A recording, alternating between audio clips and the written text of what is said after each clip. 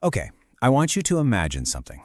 Imagine trying to process 3,000 marketing messages every single day. Sounds impossible, right? Well, that's because it is. We're living in a total crisis of attention, and that's the huge problem we're going to tackle today.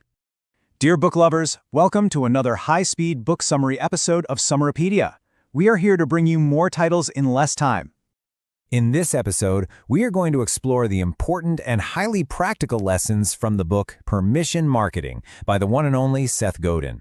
This is a game changer for anyone who feels like they're just shouting into the void. You know, marketers, creators, business owners. Godin basically gives us a way to stop shouting and actually start connecting. So let's get right into it.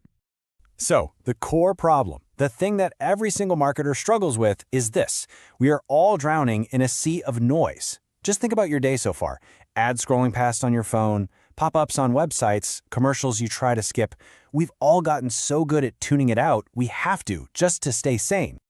Now, the traditional way of doing things is what Godin calls interruption marketing. And here's the best way to think about it. You're rushing through a super crowded airport, you're late for your flight, and some stranger keeps tapping you on the shoulder trying to sell you something. After the 10th person does that, you tune them all out. That is what most advertising does. It interrupts. And honestly, it's just not working like it used to. And this creates this crazy paradox for marketers, a trap that Godin points out so perfectly. To get noticed in all that noise, companies just spend more money to shout even louder. But guess what? That just creates more noise for everybody else. It's this downward spiral where, get this, the more you spend, the less it actually works. So, how in the world do you break that cycle? Well, Godin's solution isn't just some new tactic, it's a complete shift in how we think.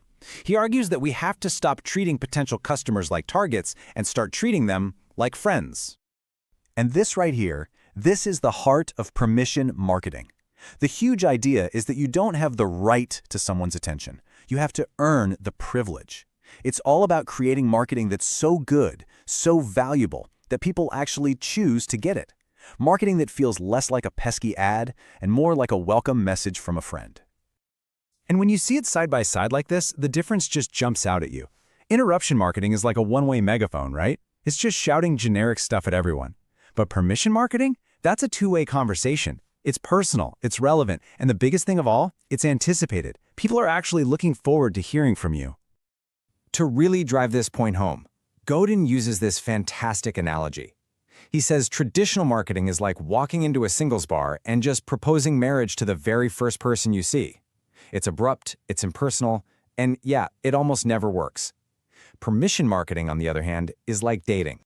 And just like dating, it's a step-by-step process. You start with an incentive, a good reason for them to give you a little bit of their attention. Then, over time, you build up trust by consistently giving them something of value. You gradually ask for a little more commitment, deepening that relationship until it turns into a true partnership that benefits both of you. And this is the critical mindset shift right here. Permission isn't just a tactic, it's a full-on asset. It's like planting a tree. You invest in it, you water it, and over time it grows into something incredibly valuable that no competitor can just come along and steal from you overnight. So the ultimate goal here is to methodically move your customers up what Godin calls the ladder of permission. Think of it this way. Each rung you climb on that ladder represents a deeper level of trust, and that trust translates directly into a stronger, more profitable relationship. So how do you actually climb this ladder? Well, it all starts with frequency. When someone gives you permission to talk to them on a regular basis, you build familiarity. And that familiarity, that's the bedrock of trust. I mean, think about it. It's really hard to trust a complete stranger. Godin actually maps this whole process out into 5 specific levels of permission. It starts with something really simple, like the situational permission you might give a cashier who's helping you. But as you climb that ladder, the trust gets deeper and deeper, all the way to the ultimate goal, what he calls intravenous permission. Yeah, intravenous permission sounds pretty intense, doesn't it? But what it really means is simple. It's when a customer trusts you so much that they literally let you make buying decisions for them. Think about a coffee subscription that just shows up at your door, or a service that automatically reorders your vitamins. You've solved a problem for them so well that they've happily outsourced their brain power to you. That is the ultimate level of trust. So, who is this visionary behind all these game-changing ideas? Let's take a quick look at the author himself, Seth Godin. The thing about Godin is he's not just a theorist, he's a practitioner. He was on the front lines of the digital revolution. He learned these lessons firsthand, building promotions for early online services like Prodigy, way before most of us were even using the web. His perspective is so powerful because it's been tested in the real world, you know? He founded a company called Yoyodyne, a pioneering internet marketing company that was eventually bought by Yahoo. He saw way back then that the old rules of marketing were about to be completely shattered by the internet, and he got busy building a new model that actually worked. Okay, so we have covered a lot of ground here. Let's boil all of this down into the most important, actionable takeaways from the book that you can start using. So, how can you put this to work? Here are the key lessons to remember. First, stop shouting at strangers and start having conversations with volunteers.